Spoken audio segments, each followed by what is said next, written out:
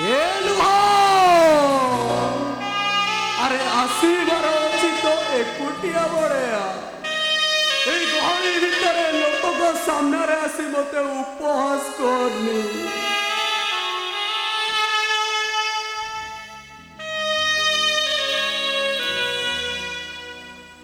ମୋ ପିଠି ଚାପୁଡେଇ ଦେଇଯିବ କହିଲା କଣ କରିବି ରେ ବନ୍ଧୁ এই ଗହଳି ଭିତରେ ତୋତେ ଏକୁଟିଆ ଦେଖି ମୁଁ ରହିପାରୁନି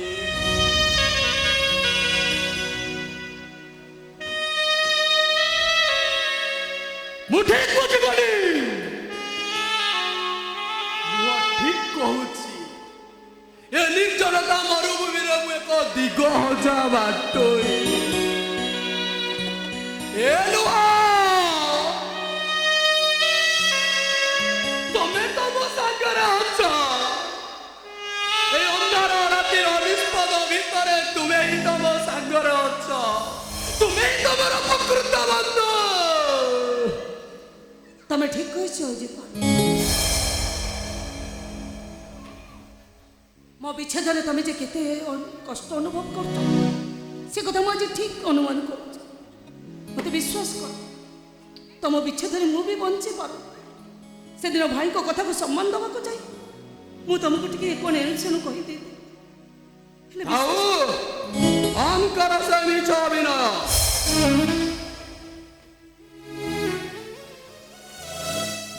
ସେ ମାୟା ଜାଲରେ ଛନ୍ଦି ମତେ ଆଉ ଛଟପଟ କରନି বিশ্বাস কর তুমি যেମିତି ভাবুছ ମୁଁ ঠিক ସେମିତି କିଛି ନୁହଁ ମୁଁ ତମକୁ ସେଦିନ ଭଲ ପାଉଥିଲି ଆଉ ଆଜି ବି ଭଲ ପାଉଛି I love you I love you Jibon I love you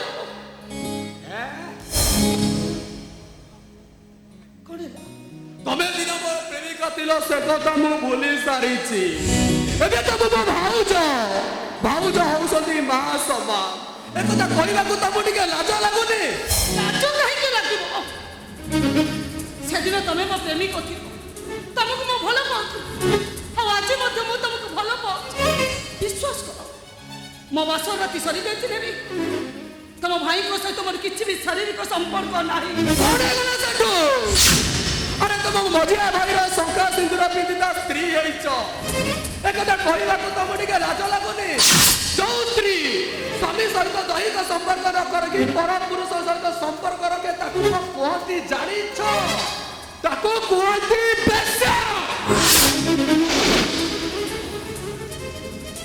ହଁ ମୁଁ ଗୋଟେ ବେଶ୍ୟା ତମ ମନକୁ ଯାହା ଆସୁଛି ତମେ ସେଇଆ କୁହ ହେଲେ ବିଶ୍ୱାସ କର ତମକୁ ଏମିତି କଷ୍ଟରେ ଦେଖି ମୁଁ ଜମା ବି ସହିପାରୁନି ମୁଁ ତମକୁ ସେଦିନ ଭଲ ପାଉଥିଲି ଆଉ ଆଜି ବି ଭଲ ପାଉଛି ମୋ ଛାତିରେ ଛାତି ମୋ ଦେହରେ କାମନାର ଉନ୍ମାଦନ ପ୍ଲିଜ୍ তুমি মতে ଟିକେ রিল্যাক্স করো আরে আসো কହୁଛି আরে আস বাউ তোমার সে মায়া আরে ছাড়া ভাউজ জীবন না কথা ଟିକେ ଶୁଣ আরে আরে ছাড়া কହୁଛି ভাউজ জীবন নেনা ছাড়া কହୁଛ ছাড়া মতে ছাড়া কହୁଛି মতে ছাড়া ছাড়া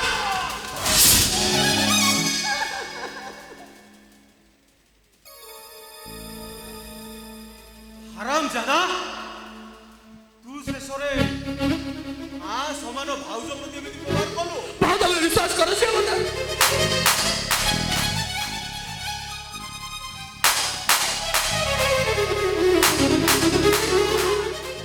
ভাউজ ভাই তুমি মতে বিশ্বাস করো সে মতে রোহন তুমি ঠিক সময় আসতে নଥିଲେ মোর আজ কোন যাই দাদা আবে এক বেঈমান চোর লম্পট তু শেষরে মা সমান ভাউজ প্রতি এমিতি ব্যবহার করিବାକୁ চেষ্টা কেমিতি কলু বে ଟିକେ ବୁଝିବା କଷ୍ଟ କର ଭାଇ কে মিছ করছি এদিকে আসো এদিকে আসো ମୁଁ ତମକୁ ମୋ ଦିଅର ନୁହଁ ମୋ ପୁଅ ଭଳି ଦେଖେ ତମେ ଯେମିତି ମତେ ଚାବୁଡ଼ି ଧରି ମୋ ଶାଢ଼ୀ ଖୋଲିଲ ତମ ଭାଇ ଯଦି ଠିକ ଟାଇମରେ ଆସିନଥାନ୍ତେ ତମେ ତମର ସବୁ କିଛି ସାରି ଦେଇଥାନ୍ତେ କେତେ ଆଉ ନାଟକ କରିବ ତମେ କେତେ ଆଉ ନାଟକ ମୁଁ କରୁଛି ନା ନାଟକ ତମେ କରୁଛ? ରୋହନ ତମେ ଠିକ ସମୟରେ ଆସିନଥିଲେ ଇଏ ମୋ ଇଜ୍ଜତ ନେଇ ଯାଇଥାନ୍ତା। ଆବେ ମୁଁ ମୋ ନିଜ ଆଖିରେ ଦେଖି ସାରିଲା ପରେ ତୁ ମତେ ଫାଙ୍କି ଦେବ ବସଛୁ। ମୁଁ ତୋତେ ଆଜି ଛାଡ଼ିଦେବି।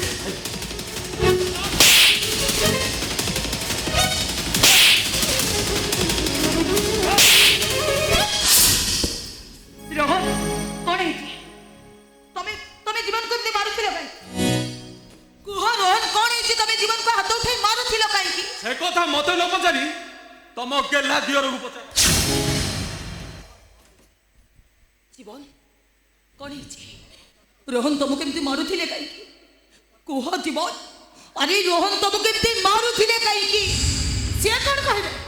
ମୁଁ କହୁଛି ଶୁଣ, ଏ ଘରେ କେହି ନଥିବା ବେଳେ ସିଏ ମତେ ବଳାତ୍କାର କରିବାକୁ ଚେଷ୍ଟା କରୁଥିଲା। ରୋହନ ଯଦି ଠିକ ଟାଇମରେ ଆସି ପହଞ୍ଚି ନଥାନ୍ତା ତାହେଲେ ମୋର କଣ ଯେ ହେଇଥାନ୍ତା? ମିଛ କଥା, ତମେ ସମସ୍ତେ ମିଛ କହୁଛ। এই হাতের মো জীবনকে মো ছোটর বড় করেছি। মো কোন জানি মো জীবন কো মিছ কହୁଛ ତମେ ସମସ୍ତେ।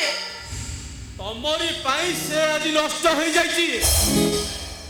ତମରି ଭଲ ପାଇବା ପାଇଁ ସେ ଆଜି ମା ସମ୍ମାନ ଭାଉଜକୁ ଛାଡ଼ିଦେଲି। କଣ ହେଇଛି? মিছ কହୁଛ ତମେ। এই রোহন জীবন পরা তম ভাই, তুমি কোন জানিল সিଏ কোন?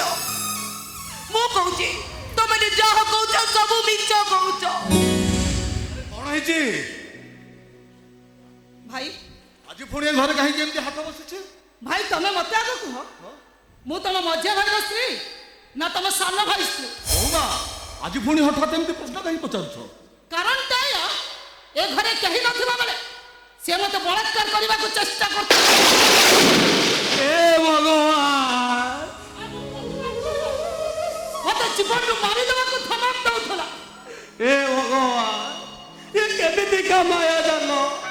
ମାୟାଜାଲରେ ଯଦି ମତେ ଚଟପଟ କରିଦଉଛ।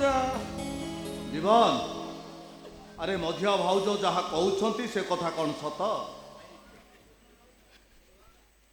ଆରେ ମୁଁ ତତେ ପଚାରୁଛି, ମଝିଆ ଭାଉଜ ଯାହା କହୁଛନ୍ତି ସେ କଥା କଣ ସତ? ଆରେ ଜୀବନ, ଆରେ ମଝିଆ ଭାଉଜ ଯାହା କହୁଛନ୍ତି ସେ କଥା କଣ ସତ? ଭାଇ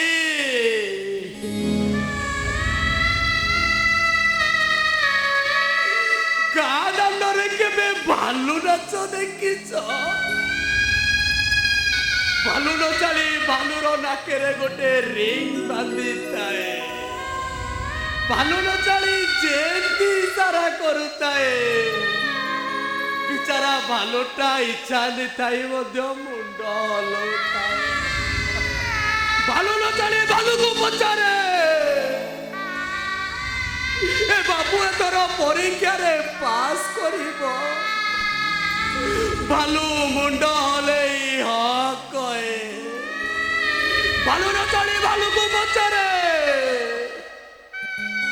ମ୍ୟାଡାମର ପର୍ସ ଚୋରି କରିଛୁ? ଭାଲୁ ମୁଣ୍ଡ ହଲେଇ ନା କହେ। ଭାଇ ଭାଲୁ ନଚାଳି ଯାହା କହେ, ଭାଲୁ ଯାହା କହୁଥାଏ ସେସବୁ କଥା ନିଜ ଇଚ୍ଛାରେ କହୁଥାଏ। ଭାଇ ଆରେ ସେଦିନ ଭାଲୁ ନଚାଳିର ହରଣକୁ ଡରି ଆରେ ଇଚ୍ଛା ନଥିଲେ ମଧ୍ୟ ସେ ମୁଣ୍ଡ ହଲଉଥାଏ। ଏଇ ଦୃଶ୍ୟକୁ ଦେଖି ଦର୍ଶକ ସମାଜ ଉପଭୋଗ କରନ୍ତି। ଠିକ ସେମିତି ମୋର ଅବସ୍ଥା। ବୁଢୀ ଅସୁରୀ ନାଟି ମାଟି ମାଟିରେ ଚାହିଁ ବସିଛି। ମୁଁ ଯଦି ତା ଇଶାରାରେ ନ ନାଚୁଛି, ଆମ ସମସ୍ତଙ୍କୁ ସେ ରକ୍ତାତ କରିଦବ। ଏଇ ଘର ଭିତରେ ଆଜି ଦୋଷୀ ନଥାଇ ବି ମୁଁ ଆଜି ଦୋଷୀ ହେଇଯାଇଛି। ଭାଇ